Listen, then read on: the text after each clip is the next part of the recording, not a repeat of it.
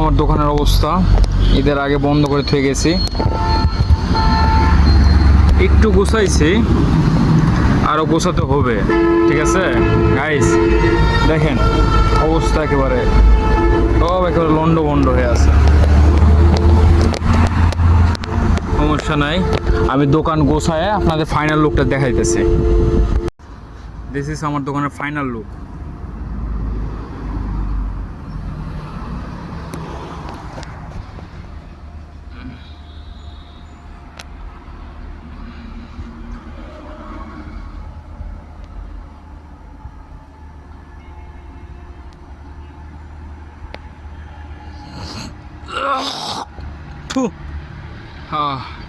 প্রায় 2-2.5 ঘন্টা ধরে গোছাইলাম। গোছানোর পর এটা আমার দোকানে ফাইনাল লুক এসেছে।